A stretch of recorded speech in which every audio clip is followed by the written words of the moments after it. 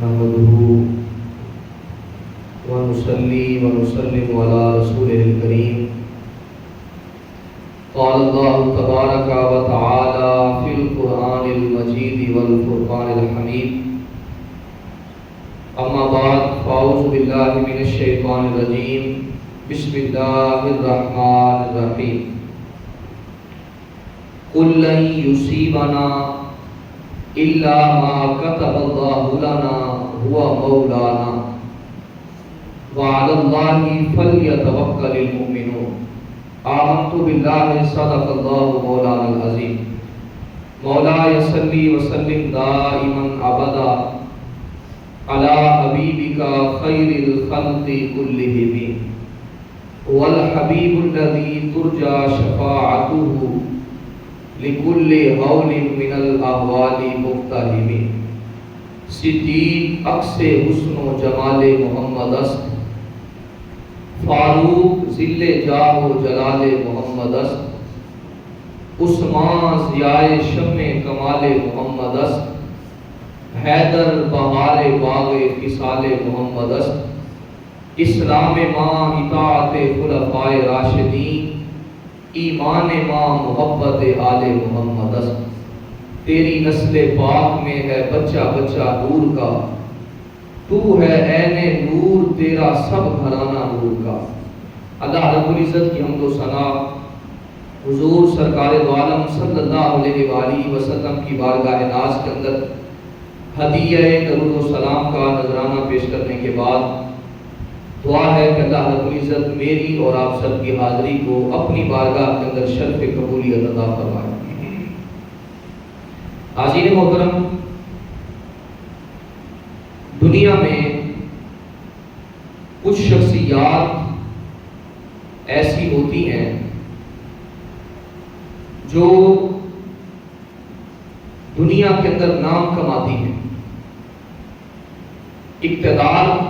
کے پیش نظر دیکھا جائے، طاقت کے پیش نظر دیکھا جائے، اختیارات کے پیش نظر دیکھا جائے، دنیا میں کتنے لوگ ایسے ہوئے ہیں جنہوں نے طاقت کے ذریعہ سے، اختیارات کے ذریعہ سے، اقتدار کے ذریعہ سے اپنی طاقت کا لوہا منوایا. مگر اس کے برعکس کچھ ہستیاں ایسی بھی گزری ہیں جنہوں نے دین کی سربلندی کے لیے، دین کی بقا کے لیے، دین کی عظمت و رفعت کے لیے، جنہوں نے اپنی جانوں کے نذرانے پیش کیے، اپنی خدمات کو صرف کیا اور اپنی جان، مال، عزت و آبرو کو پیش کیا. ان شخصیات کا نام آج بھی دلوں کے اندر موجود ہے، آج بھی دلوں پر وہ راج کرتی ہیں. صدیاں گزر جانے کے بعد آج بھی ان شخصیات کا نام دلوں پر راج کرتا ہے. جب ان کا ذکر ہوتا ہے، ان کا تذکرہ ہوتا ہے، تو بندہ مومن کے جذبات کو مزید ابھار ملتا ہے، ان کے جذبات پر مزید نکھار پیدا ہوتا ہے. انہی ہستیوں میں سے ایک ہستی جس کا نام جگر گوشہ بطول امام عالی مقام سیدنا امام حسین رضی اللہ تعالیٰ عنہ کی ہے. آپ نے جس انداز سے کربلا کے میدان کے اندر اپنا سارا کنبہ شہید کروایا اسلام کی خاطر، دین کی خاطر، آپ کا تذکرہ پڑھ کے یقیناً دل نچھاور ہونا چاہتا ہے، جذبات بھرتے ہیں، دل کے اندر محبت پیدا ہوتی ہے، پیار پیدا ہوتا ہے. مگر ہماری جو محبت ہے، ہمارا پیار اس وجہ سے نہیں ہے. ہماری محبت اور ہمارا پیار کس وجہ سے ہے؟ ہماری محبت اس وجہ سے ہے کہ امام حسین کی رگوں کے اندر خون مصطفیٰ دوڑتا ہے، حضور کا خون دوڑتا ہے. آقا کریم علیہ السلام کے قدموں سے جو مٹی لگے، اللہ رب العزت اس کی قسمیں اٹھاتا ہے. اور جن رگوں کے اندر، جس وجود کے اندر، جس جسم اطہر کے اندر مصطفیٰ کا خون دوڑتا ہو، اس کی عظمت اور شان کا عالم کیا ہوگا. نہ پوچھ کیسے کوئی شاہ مشرقین بنا، بشر کا حسن عقیدت کا زیب و زین بنا، علی کا خون لعاب رسول شیر بطول، ملے ہیں جب یہ عناصر تو پھر حسین بنا، ملے ہیں جب یہ عناصر تو پھر حسین بنا۔ حاضرین محترم، ہماری جو محبت ہے، ہمارا جو پیار ہے، وہ کربلا کے واقعے سے بھی بہت پہلے کا ہے۔ آقا کریم علیہ السلام کا خون ان مبارک شہزادوں کی رگوں کے اندر دوڑتا۔ حاضرین محترم، دنیا کے اندر فرعون سے لے کر یزید تک اور یزید سے لے کر صہیونی دہشت گردوں تک، دنیا کے اندر جتنے بھی ظالم آئے، جابر حکمران آئے، اور ان کا مطمع نظر، نقطہ نظر یہ تھا کہ جس کے پاس طاقت ہے، جس کے پاس وسائل ہیں، وہی حق پر ہے۔ جس کے پاس جتنی طاقت ہے، جتنا مال و دولت ہے، خزانے موجود ہیں، وہی حق پر ہے۔ آج مغرب جس کے پاس مادی طاقت بہت زیادہ ہے، وہ سمجھتے ہیں کہ ہم حق پر ہیں، ہم جو کچھ چاہیں، جو کچھ کہیں، جو کچھ کریں، یا جو کچھ ہمیں قبول ہو وہی حق ہے، مگر ایسا نہیں ہے۔ امام حسین رضی اللہ تعالیٰ عنہ، آپ نے کربلا کے میدان کے اندر اپنی جان کا نذرانہ پیش کر کے یہ ثابت کر دیا، اگرچہ مادی طاقت، وسائل کم بھی کیوں نہ ہو، مگر آپ ان طاقتوں سے بڑھ کر اگر آپ رب کے راستے پر ہیں، حق کے راستے پر ہیں، تو یقیناً آپ ہی حق والے ہیں۔ امام حسین رضی اللہ تعالیٰ عنہ، آپ نے شہید ہو کر یہ پیغام دیا کہ مادی طاقت، وسائل، مال و دولت کا انبار، یہ چیزیں ثانوی حیثیت رکھتی ہیں، اور یہ حق پر ہونا اس بات کی دلیل نہیں ہے۔ حق پر وہی شخص ہوتا ہے جو دین متین کی سربلندی کے لیے کام کرتا ہے۔ آج کے خطبہ جمعہ کے اندر امام حسین رضی اللہ تعالیٰ عنہ کے حوالہ سے چند گزارشات آپ کے گوش گزار کروں گا۔ دعا ہے کہ اللہ رب العزت میری زبان پر کلمۃ الحق جاری فرمائے، اور ہم سب کو سن کر، سمجھ کر عمل پیدا ہونے کی توفیق عطا فرمائے۔ حاضرین محترم، نبی پاک صلی اللہ علیہ وآلہ وسلم کو اللہ رب العزت نے ساری مخلوقات میں سے سب سے زیادہ علم عطا فرمایا۔ سب سے زیادہ آقا کریم علیہ السلام کو علم عطا فرمایا، اور حضور علیہ السلام و تسلیم جہاں پر ضرورت پیش آتی، جتنا ضرورت ہوتی، آقا کریم علیہ السلام علم غیب سے پردوں کو اٹھایا کرتے تھے۔ جتنا ضرورت ہوتی، حضور علیہ السلام و تسلیم علم غیب بتلا دیا کرتے۔ بخاری شریف کی حدیث مبارکہ ہے، آقا کریم علیہ السلام نے ایک مرتبہ منبر پر کھڑے ہو کر پیدائش سے لے کر جنت اور جہنم کے اندر جانے تک آقا کریم علیہ السلام نے سارے معاملات کو بیان فرمایا۔ اب یہ وہی شخص ہی بیان کر سکتا ہے جو یہ جانتا ہو، جس کے پاس یہ علم موجود ہو۔ تو آقا کریم علیہ السلام علم غیب سے ضرورت کے مطابق آپ پردے اٹھایا کرتے۔ اب آقا کریم علیہ السلام نے مستقبل کے حالات کا مشاہدہ کرتے ہوئے آقا کریم علیہ السلام نے پہلے ہی بتلا دیا تھا کہ میرے بعد فلاں فتنہ پیدا ہوگا، فلاں فتنہ پیدا ہوگا، فلاں فساد برپا ہوگا۔ اور آقا کریم علیہ السلام نے یزید بدبخت، اس کے دور کے متعلق بھی آقا کریم علیہ السلام نے بتلایا، اور اس کے کردار کے متعلق بھی آقا کریم علیہ السلام نے آگاہ فرمایا۔ آپ اس بات کا اندازہ اس بات سے لگا سکتے ہیں کہ حضرت ابو ہریرہ رضی اللہ تعالیٰ عنہ روایت کرتے ہیں کہ آقا کریم علیہ السلام نے اس انداز سے ان کو خبردار فرمایا تھا۔ روایت کے اندر آتا ہے کہ حضرت ابو ہریرہ جب کبھی گلیوں کے اندر ہوتے، بازاروں کے اندر ہوتے، تو آپ یہ دعا مانگا کرتے تھے، اے اللہ مجھے 60 ہجری کا سال کبھی نہ عطا فرما، 60 ہجری کا سال کبھی نہ عطا فرمانا، اس سے پہلے مجھے موت عطا فرما دے۔ اور وہ دور چونکہ احمقوں کی حکومت کا دور ہوگا، لہذا اس حکومت سے پہلے مجھے موت عطا فرما دے۔ اور حضرت ابو ہریرہ رضی اللہ تعالیٰ عنہ کی دعا کو اللہ رب العزت نے قبول فرمایا، اور 60 ہجری سے پہلے یزید بدبخت کے تخت نشین ہونے سے چند روز پہلے حضرت ابو ہریرہ کا وصال ہو گیا۔ تو آقا کریم علیہ السلام نے چونکہ آگاہ فرمایا تھا اور صحابہ کرام جانتے تھے کہ یہ دور، یہ فتنوں کا دور آنے والا ہے۔ حضرت ام المؤمنین ام سلمہ رضی اللہ تعالیٰ عنہ فرماتی ہیں کہ آقا کریم علیہ السلام میرے حجرہ کے اندر جلوہ گر تھے، اور میرے حجرہ کے اندر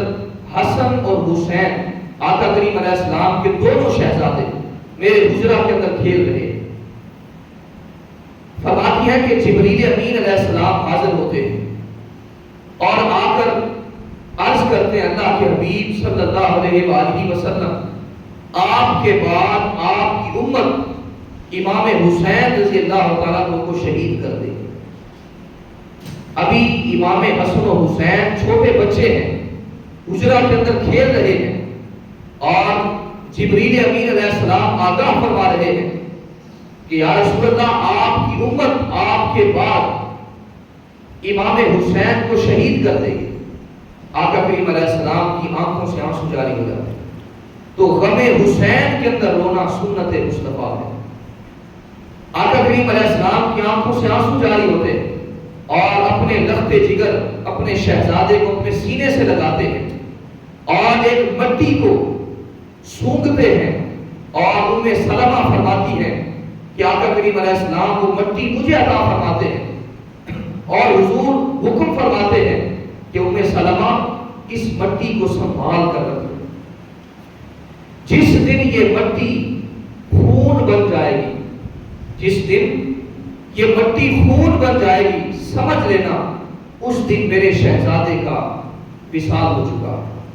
اس دن میرا شہزادہ حسین شہید ہو چکا ہو۔ حاضرین محترم، حضرت ام سلمہ فرماتی ہے کہ میں نے اس مٹی کو سنبھال کر رکھ لیا، اور میں اس کو دیکھتی رہتی تھی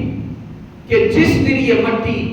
خون بن جائے گی، وہ دن بڑا المناک دن ہوگا، بڑا دردناک دن ہوگا۔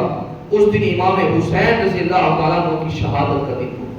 تو آقا کریم علیہ السلام نے امام حسین کی شہادت سے پہلے آگاہ فرما دیا تھا۔ صحابہ کرام کے اندر مشہور ہو گیا تھا۔ ایک مرتبہ آقا کریم علیہ السلام جلوہ گر ہیں، آپ کے دائیں زانوں پر امام حسین رضی اللہ تعالیٰ عنہ بیٹھے، اور آپ کے بائیں زانوں پر آپ کے لخت جگر حضرت ابراہیم رضی اللہ تعالیٰ عنہ بیٹھے ہوئے۔ آقا کریم علیہ السلام کے پاس حضرت جبریل علیہ السلام حاضر ہوتے اور آ کر عرض کرتے ہیں اللہ کے حبیب، اللہ رب العزت کا فیصلہ ہے کہ یہ دونوں لخت جگر آپ کے پاس جمع نہیں ہو سکتے، لہذا ان دونوں میں سے کسی ایک کا انتخاب کریں۔ تو آقا کریم علیہ السلام نے امام حسین کی جدائی کو گوارا نہیں کیا۔ تو 3 دن کے بعد، اس واقعے کے 3 دن کے بعد، آقا کریم علیہ السلام کے لخت جگر حضرت ابراہیم کا انتقال ہو جاتا ہے۔ اور جب امام حسین جب آقا کریم علیہ السلام کے پاس آتے تو حضور علیہ السلام کو تسلیم سینے سے لگا دیتے، چومتے، پیار کرتے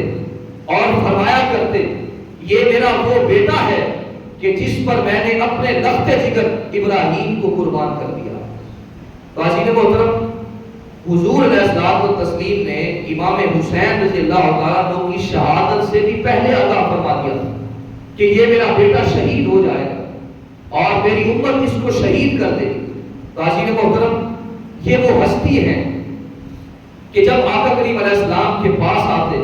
حضور پیار فرماتے، سینے سے لگاتے، اور حضور خوشبو سونگا کرتے تھے اور فرماتے یہ حسن اور حسین میرے 2 جنت کے پھول ہیں۔ اور آقا کریم علیہ السلام نے فرمایا الحسن والحسین سیدہ شباب اہل الجنہ، فرمایا حسن اور حسین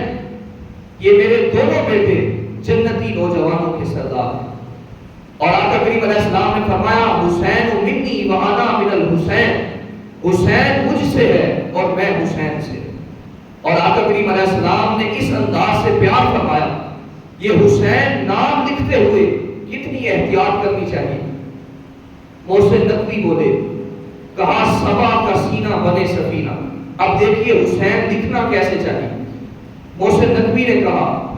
کہا صبا کا سینہ بنے سفینہ، ذرا طبیعت رواں دواں ہو، ہوا میں خوشبو کے دائرے ہو، خلا میں کرنوں کا سائبہ ہو، زمین زمرد اگل رہی ہو، گلاب گلنار آسماں ہو، اور چمن کے سینے پہ فصل گل کا نشان بانداز کہکشاں ہو، سبھی سمندر ہو میرے بس میں، شجر شجر میرا راز نہ ہو، درود کی انجمن سجاؤں، دہن میں جبریل کی زباں ہو، اور خیال ہو سلسبیل جیسا، جنون لفظوں کا کارواں ہو۔ اگر یہ سب کچھ ملے تو مدح شہنشاہ مشرقین لکھوں، حیا کی تختی پہ اپنی پلکوں سے پھر میں لفظ حسین لکھوں۔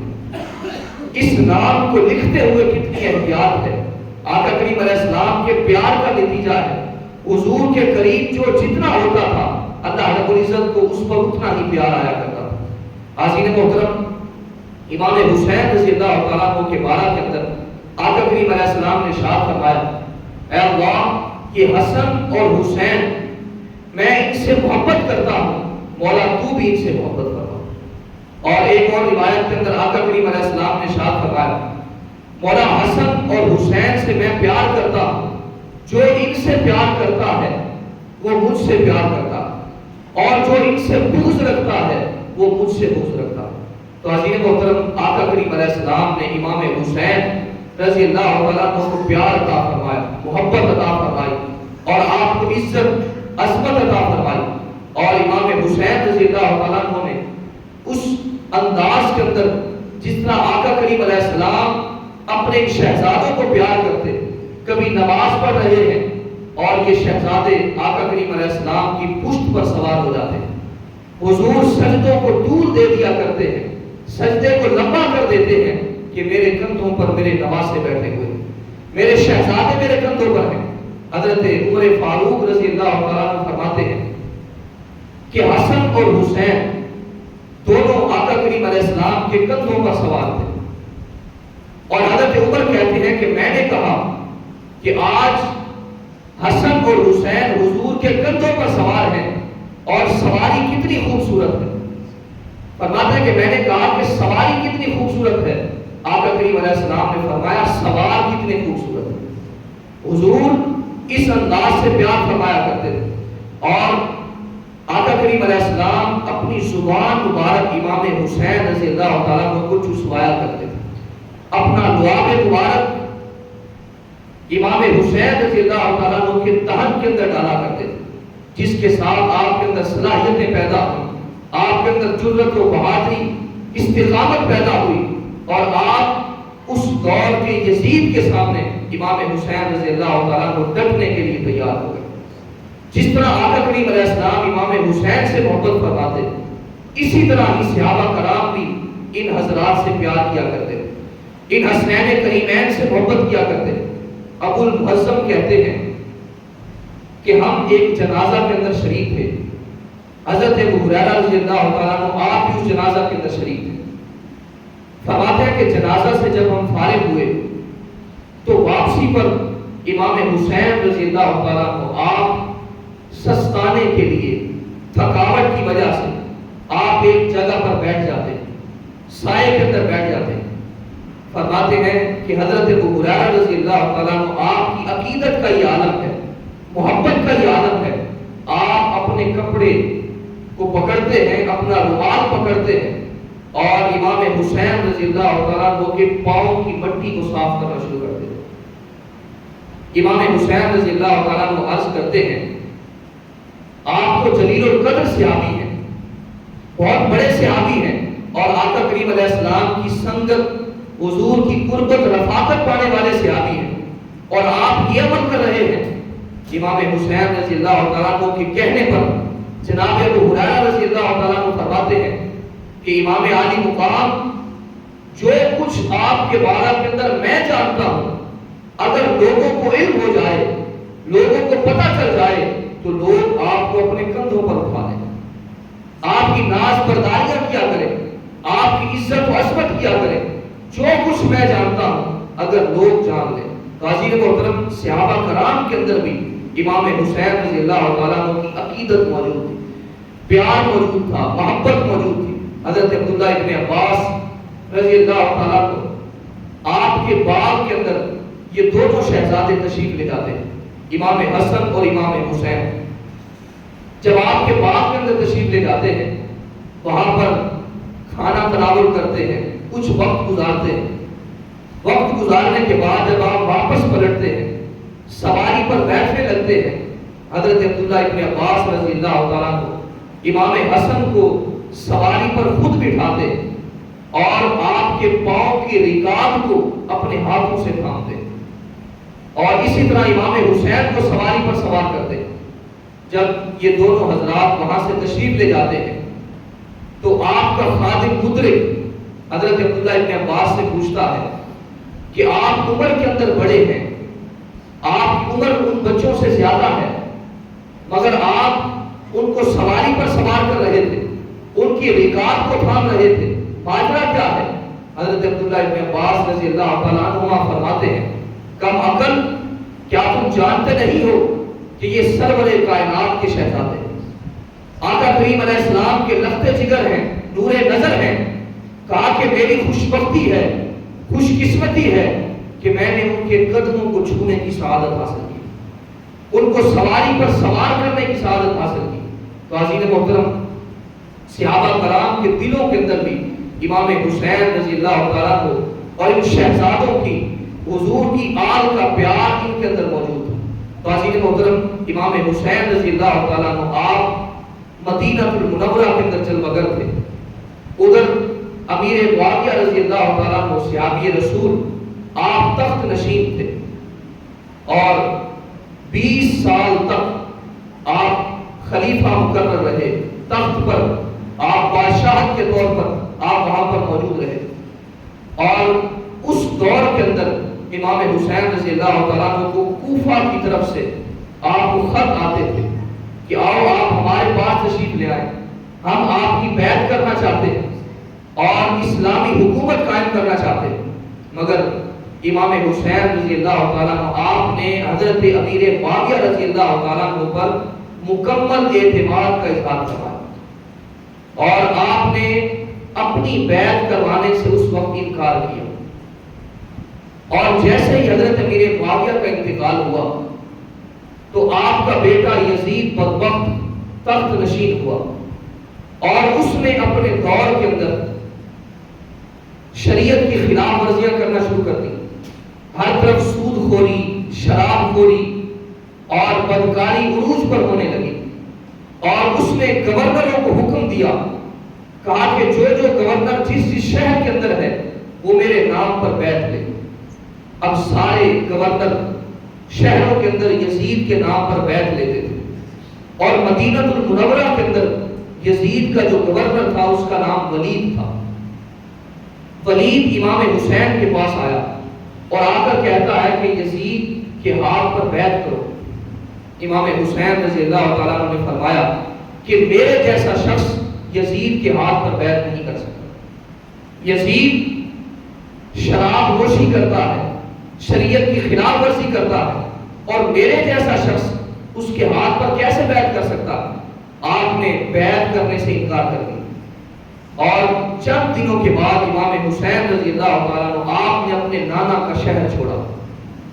مدینہ المنورہ کو چھوڑا، وہ شہر جس کے اندر آپ دوڑتے دوڑتے مسجد نبوی کے اندر آ جایا کرتے تھے، وہ شہر جس شہر کے اندر آقا کریم علیہ السلام کے کندھوں پر سواری کیا کرتے تھے، وہ شہر جس کے اندر آقا کریم علیہ السلام سے پیار حاصل کیا کرتے تھے، آج اس شہر کو یزیدیوں کے شر سے بچنے کے لیے امام حسین رضی اللہ تعالیٰ کو شہر مدینہ کو چھوڑ دیتے اور مکہ المکرمہ کی جانب روانہ ہو جاتے۔ راستہ کے اندر عبداللہ بن بطی رضی اللہ تعالیٰ آپ کی زمینوں کے پاس سے آپ کا گزر ہوتا۔ حضرت عبداللہ عبداللہ ابن مطیع رضی اللہ تعالیٰ عنہ حضرت امام حسین کو اپنے پاس مہمان نوازی کرتے ہیں اور عرض کرتے ہیں کہ امام عالی مقام، میں نے اپنی زمین کے اندر کنواں کھدوایا ہے اور کنویں کا پانی کڑوا ہے اور پانی بہت تھوڑا ہے۔ امام حسین رضی اللہ تعالیٰ عنہ نے فرمایا کہ اس کنویں کا پانی لایا جائے۔ آپ نے پانی لیا اور چند گھونٹ آپ نے نوش فرمائے، چند گھونٹ پیے اور آپ نے کلی فرما کر اس کنویں کے اندر کلی کو ڈال دیا۔ جب اپنی کلی کو اس کنویں کے اندر ڈالا، اللہ رب العزت نے امام حسین رضی اللہ تعالیٰ عنہ کی کلی کی برکت کی وجہ سے اس کنویں کا پانی میٹھا بھی فرما دیا اور اس کا پانی زیادہ بھی فرما دیا۔ آج لوگ کہتے ہیں کہ امام حسین رضی اللہ تعالیٰ عنہ کو پانی کی حاجت تھی، کربلا کے میدان کے اندر پانی کے لیے ترس رہے تھے، پانی کی حاجت تھی۔ عزیز محترم، حضرت عمر رضی اللہ تعالیٰ عنہ، آپ جب دور خلافت کے اندر، آپ کے دور کے اندر جب دریائے نیل خشک ہو جاتا ہے اور پانی اس کا جاری نہیں ہوتا تو آپ خط لکھ کر بھیجتے ہیں، دریائے نیل کے نام خط روانہ کرتے ہیں، تو دریائے نیل آپ کے حکم سے چلنا شروع کر دیتا۔ اور اسی طرح حضرت موسیٰ علیہ السلام، جب آپ کی قوم آپ سے تقاضا کرتی ہے کہ پانی ہمارے لیے جاری کیا جائے، وَإِذِ اسْتَسْقَىٰ مُوسَىٰ لِقَوْمِهِ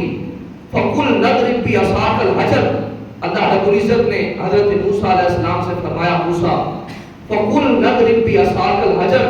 اپنے لکڑی کے عصا کو پتھر پر مارو۔ حضرت موسیٰ علیہ السلام اپنے عصا کو پتھر پر مارتے ہیں اور فَانْفَجَرَتْ مِنْهُ اثْنَتَا عَشْرَةَ عَيْنًا، اللہ رب العزت اس پتھر سے 12 چشموں کو جاری فرما دیتا۔ اب ہر قبیلے والے، 12 قبیلے تھے، ہر قبیلے والے اپنے اپنے چشمے کو پہچان لیتے۔ عزیز محترم، ایک طرف حضرت عمر کا خط دریائے نیل کو چلا دیتا ہے، ایک طرف حضرت موسیٰ علیہ السلام آپ اپنی لکڑی کا عصا پتھر پر مارتے ہیں تو 12 چشمے جاری ہو جاتے ہیں، اور ایک طرف نواسہ رسول ہے، امام عالی مقام ہے، جگر گوشہ بطول ہے، وہ عظیم المرتبہ ہستی ہیں، اس نبی کے نواسے ہیں جو آقا کریم علیہ السلام اپنی انگلیوں کو پیالے میں رکھتے ہیں، اللہ رب العزت 5 دریا جاری فرما دیتا ہے، 5 چشموں کو جاری فرما دیتا ہے۔ اس نبی کے نواسے ہو کر ان کو پانی کی حاجت تھی، پانی کی قلت تھی، یہ کیسے ہو سکتا ہے؟ اگر دعا کرتے، اشارہ کرتے، خدا کی عزت کی قسم کوثر کی نہر جاری ہو جاتی، جام کوثر جاری ہو جاتا، مگر امام حسین رضی اللہ تعالیٰ کو آپ نے یہ اسوہ دیا، اپنا کردار دیا کہ اللہ رب العزت کی رضا پر راضی کیسے ہوا جاتا ہے، اللہ رب العزت کے فیصلوں پر اپنا سر تسلیم خم کیسے کیا جاتا ہے، قضاء الہی پر خوش کیسے رہا جا سکتا ہے۔ امام حسین رضی اللہ تعالیٰ عنہ نے استقامت، جرأت و بہادری اور صبر کی مثال قائم کرتے ہوئے یہ پیغام دیا، ان اللہ مع الصابرین، کہ بے شک اللہ رب العزت صبر کرنے والوں کے ساتھ۔ حاضرین محترم، اس کنویں کا پانی میٹھا بھی ہو جاتا ہے اور زیادہ بھی ہو جاتا ہے۔ اب امام حسین رضی اللہ تعالیٰ مکہ کے اندر پہنچ جاتے ہیں۔ اب مکہ المکرمہ کے اندر جب پہنچتے ہیں تو ادھر سے عراق سے خط آتے ہیں، تو امام حسین رضی اللہ تعالیٰ کو عراق کے اندر بلاتے ہیں، کوفہ کے اندر بلاتے ہیں، آپ ہمارے پاس آئیں، ہم یزید کی بیعت کو توڑتے ہیں، آپ پر، آپ کے ہاتھ پر بیعت کرنا چاہتے ہیں اور اسلام کو نافذ کرنا چاہتے ہیں۔ مگر امام حسین رضی اللہ تعالیٰ عنہ آپ اللہ رب العزت کے حضور جواب دہی کے خوف سے، جواب دہی کے ڈر سے، کہ جب محشر کے میدان کے اندر اللہ رب العزت اگر سوال کر دے کہ حسین بتاؤ، جب کوفہ سے خط آتے رہے اور تمہیں بلاتے رہے، یزید کی بیعت کو توڑنا چاہتے تھے، اس ظالم حکمران کی بیعت کو ختم کرنا چاہتے تھے، مگر تم مکہ سے چل کر کوفہ نہیں جا سکے، اللہ کے حضور جواب دہی کے ڈر سے امام حسین رضی اللہ تعالیٰ کو آپ اپنے چچا زاد بھائی حضرت مسلم بن عقیل رضی اللہ تعالیٰ کو روانہ کرتے، اور آپ کا چچا زاد بھائی حضرت مسلم بن عقیل آپ وہاں پر پہنچتے اور چند ہی دنوں کے اندر سارے کوفی آپ کے ہاتھ پر بیعت کر لیتے ہیں، اور جیسے ہی بیعت کرتے ہیں حضرت مسلم بن عقیل صورت حال سے آگاہ کرنے کے لیے امام حسین رضی اللہ تعالیٰ عنہ کے لیے خط روانہ کرتے ہیں کہ کوفہ کے اندر حالات بہت اچھے ہیں، لہذا آپ یہاں پر تشریف لے آئیں۔ اب امام حسین رضی اللہ تعالیٰ عنہ آپ اپنے خانوادے کو، اپنے خاندان کو، اپنے خداموں کو آپ اپنے ساتھ روانہ کرتے ہیں، اور یہ 82 افراد مکہ المکرمہ سے روانہ ہو جاتے ہیں، اور صحابہ کرام منت سماجت کرتے ہیں کہ کوفہ والے بے وفا ہیں، کوفی لا یوفی، کوفے والے بے وفا ہیں اور پریشانی کے اندر وہ آپ کا ساتھ نہیں دیں گے، لہذا مہربانی کریں آپ مکہ کو چھوڑ کر کوفہ نہ جائیں۔ مگر امام علی مقام امام حسین رضی اللہ تعالیٰ آپ نے چونکہ اللہ رب العزت کے حضور جواب دہی کا خوف تھا، اللہ رب العزت کے حضور حاضر ہونے کا جو ڈر تھا، جو خوف تھا، اس کو پیش نظر رکھتے ہوئے امام حسین رضی اللہ تعالیٰ اپنے خاندان سمیت مکہ سے روانہ ہو جاتے ہیں، اور 82 افراد لے کر آپ سفر کرتے کرتے آپ وہاں پر پہنچتے ہیں، اور عراق کے شہر کے اندر آپ کو داخل نہیں ہونے دیا جاتا۔ یزیدی فوج آپ کو وہاں پر داخل نہیں ہونے دیتی، مگر امام علی مقام امام حسین رضی اللہ تعالیٰ آپ کے اندر جرأت ہے، بہادری ہے، استقامت ہے، صبر ہے، حوصلہ ہے، آپ آگے بڑھتے ہوئے میدان کربلا کے اندر تشریف لے جاتے ہیں، اور کربلا کے میدان کے اندر آپ تشریف لے جاتے ہیں، اور امام حسین رضی اللہ تعالیٰ آپ وہیں پر آپ جام شہادت نوش کرتے ہیں، اور 72 افراد امام حسین رضی اللہ تعالیٰ کے خانوادے کے، خاندان کے وہیں پر شہید ہوتے ہیں، اور اسلام کو اس خون سے سیراب کیا جاتا ہے، اور اسلام زندہ ہوتا ہے ہر کربلا کے بعد۔ امام حسین رضی اللہ تعالیٰ آپ نے شہادت پیش کی، اور اللہ رب العزت فرماتا ہے وَلَا تَقُولُوا لِمَنْ يُقْتَلُ فِي سَبِيلِ اللَّهِ أَمْوَاتٌ، فرمایا جو کوئی اللہ رب العزت کے راستہ کے اندر شہید کیا جائے، اللہ کے راستہ کے اندر قتل کیا جائے، فرمایا اس کو مردہ نہ کرو، فرمایا وہ زندہ ہے اور اس کو رزق بھی دیا جاتا ہے، وَلَٰكِنْ لَا تَشْعُرُونَ، لیکن تمہیں شعور نہیں ہے، تم جانتے نہیں ہو۔ حاضرین محترم، حضرت جابر بن عبداللہ رضی اللہ تعالیٰ آپ کے والد کا انتقال ہو جاتا ہے، آپ شہید ہو جاتے ہیں، اور نبی پاک صلی اللہ علیہ وآلہ وسلم حضرت جابر کو بلاتے ہیں اور فرماتے ہیں جابر کیا میں تمہیں تمہارے والد کے متعلق نہ آگاہ کروں؟ حضرت جابر رضی اللہ تعالیٰ عرض کرتے ہیں یا رسول اللہ صلی اللہ علیہ وسلم، یا حبیب اللہ، آپ ضرور آگاہ فرمائیں۔ آقا کریم علیہ السلام فرماتے ہیں کہ مجھے بتلایا گیا ہے کہ حضرت جابر کے والد کو اللہ رب العزت نے براہ راست کلام فرمایا۔ اللہ رب العزت جس سے بھی ہم کلام ہوتا ہے پردے کے پیچھے کلام فرماتا ہے، مگر جابر تیرے والد کو اللہ رب العزت نے وہ شان عطا فرمائی، وہ مقام اور مرتبہ عطا فرمایا ہے کہ اللہ رب العزت نے بغیر حجاب کے تیرے والد سے کلام فرمایا، اور اللہ رب العزت نے فرمایا ہے جابر بتاؤ کیا مانگنا چاہتے ہو، میں تجھے عطا کروں گا۔ حضرت جابر بن عبداللہ رضی اللہ تعالیٰ عنہ کے والد کہتے ہیں مولا میں ایک ہی چیز چاہتا ہوں، مجھے وہ عطا فرما دے۔ فرمایا کہ کیا چاہتا ہے؟ کہا مولا میں تیری راستہ کے اندر، تیری راہ کے اندر درجہ شہادت پا کر تیری بارگاہ کے اندر آیا، اور میری خواہش یہ ہے، میری تمنا یہ ہے کہ ایک مرتبہ تو مجھے دوبارہ دنیا کے اندر بھیج دے، دوبارہ دنیا کے اندر بھیج دے، تاکہ میں دوبارہ تیرے راستہ کے اندر شہید ہو جاؤں اور تیری بارگاہ کے اندر حاضر ہو جاؤں۔ اللہ رب العزت نے فرمایا کہ ہم نے پہلے ہی فیصلہ کر لیا تھا، جو ہمارے پاس آ جائے گا ہم دوبارہ دنیا کے اندر اس کو نہیں بھیجیں گے، لہذا فرمایا کہ اس کو جنت الفردوس کے اندر منتقل کر دیا جائے۔ تو شہید کا جو درجہ ہے، جو مقام اور مرتبہ ہے، حضرت جابر بن عبداللہ کے والد اس مقام اور مرتبہ کو دیکھ کر یہ تقاضا کر رہے تھے کہ مولا آج دوبارہ مجھے دنیا کے اندر بھیج دے تاکہ تیرے راستہ کے اندر شہید ہو جاؤں۔ اللہ کے راستہ کے اندر شہید ہونے کا جو درجہ ہے، جو مقام اور مرتبہ ملتا ہے، یقیناً یہ شہید ہی جانتے ہیں۔ اور تکلیف کتنی ہوتی ہے؟ فرمایا کہ تکلیف جس طرح چیونٹی کاٹتی ہے، فرمایا صرف اتنی تکلیف ہوتی ہے۔ عزیز محترم، امام حسین رضی اللہ تعالیٰ کو یہ عام شہید نہیں ہے، بلکہ یہ دین اسلام کے شہید ہیں۔ اور شہید مرتے نہیں، اور حسین جیسے شہید ہم اس یقین کو حق آگہی سمجھتے ہیں، اور ہماری پلکوں پہ آنسو نہیں چراغاں ہیں، غم حسین کو ہم روشنی سمجھتے ہیں۔ عزیز محترم، امام علی مقام امام حسین رضی اللہ تعالیٰ عنہ، آپ نے امت کو پیغام دیا کہ حق اور باطل کے درمیان فرق کر کے جینا ہے۔ اپنی زندگی کو جب بسر کرنا ہے، ایک طرف حق ہو اور ایک طرف باطل ہو، تم نے حق کا ساتھ دینا ہے،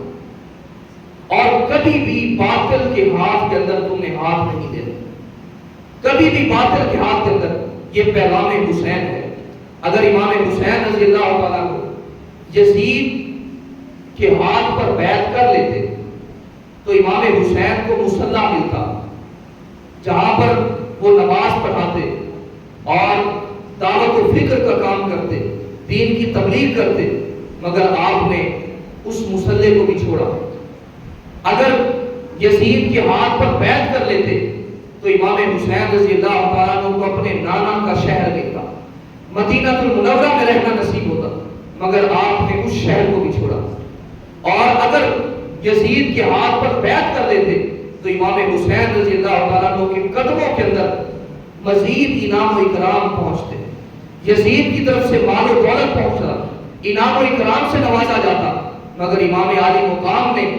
آپ نے مصلح رسول بھی چھوڑا اور اپنے نانا کا شہر مدینہ الرسول بھی چھوڑا، انعام و اکرام کو بھی لات ماری، مگر آپ نے باطل کے ہاتھ کے اندر اپنا ہاتھ دینا گوارا نہیں کیا۔ یزید کے ہاتھ کے اندر امام علی مقام نے اپنا ہاتھ دینا گوارا نہیں کیا۔ تو یہ بھی پیغام حسین ہے کہ باطل کے ہاتھ کے اندر کبھی ہاتھ نہ دو۔ اور تیسرا پیغام امام حسین رضی اللہ تعالیٰ عنہ کی شہادت سے ہمیں یہ ملتا ہے، امام حسین سجدے کے اندر اپنی جان آفری کے سپرد کرتے ہیں، اور ہمیں یہ پیغام ملتا ہے، امام حسین یہ پیغام عطا فرماتے ہیں کہ جان جا تو سکتی ہے مگر نماز قضا نہیں ہو سکتی، یہ جان نکل تو سکتی ہے مگر نماز قضا نہیں ہو سکتی۔ اور آج حسینیت کرنے والا اگر بے نمازی ہے تو ایسی حسینیت کا کیا فائدہ ہے؟ اس نعرے لگانے کا کیا فائدہ ہے اگر امام حسین رضی اللہ تعالیٰ عنہ کی اسوہ کو اپنی زندگی کے اندر نہیں اتارا، آپ کے کردار کو اپنے کردار کے اندر ڈھالنا نہیں ہے۔ اور امام حسین رضی اللہ تعالیٰ عنہ آپ نے نیزے کی نوک پر تلاوت کر کے یہ پیغام عطا فرمایا کہ یہ سر کٹ تو سکتا ہے مگر قرآن مقدس کی تلاوت نہیں چھوڑ سکتا۔ تو آج اگر ہم بھی امام حسین رضی اللہ تعالیٰ عنہ سے محبت کرتے ہیں، پیار کرتے ہیں، اور ہم محبت کا دم بھرتے ہیں، تو ہمیں بھی چاہیے کہ امام علی مقام کی اسوہ پر ہم عمل کریں، قرآن و سنت سے پیار کریں، اور نماز سے محبت کریں، شریعت اسلامیہ سے محبت کریں، اور حق کو جان کر اسی کے راستے پر عمل کرنے کی کوشش کریں۔ تو یہ امام علی مقام امام حسین رضی اللہ تعالیٰ عنہ کا پیغام ہے، اور آپ کی شہادت سے ہمیں یہ کچھ درس ملتا ہے اور یہ سبق ملتا ہے، اور ہمیں اس کو اپنی زندگیوں کے اندر اتارنا۔ آخر کے اندر اس شعر کے اندر اجازت چاہتا ہوں کہ تیرے دل میں کیسی گرا پڑی، تجھے اس سے اتنا حسد ہے کیوں؟ تیرے دل میں کیسی گرا پڑی، تجھے اس سے اتنا حسد ہے کیوں؟ جو نبی کی آنکھ کا نور ہے، جو علی کی روح کا چین ہے، جو نبی کی آنکھ کا نور ہے، جو علی کی روح کا چین ہے، کبھی دیکھ اپنے خمیر میں، کبھی پوچھ اپنے ضمیر سے، وہ جو مٹ گیا وہ یزید تھا، جو نہ مٹ سکا وہ حسین ہے۔ وہ جو مٹ گیا وہ یزید تھا، جو نہ مٹ سکا وہ حسین ہے۔ اللہ رب العزت ہم سب کو امام علی مقام امام حسین رضی اللہ تعالیٰ عنہ کے رکوع پاک کی خیرات نصیب فرمائے، اور ہم سب کو ان کے کردار کے مطابق اپنی زندگی بسر کرنے کی توفیق عطا فرمائے. وما علیہ الا البلاغ. جنہوں نے سنتے ادا کر دیا.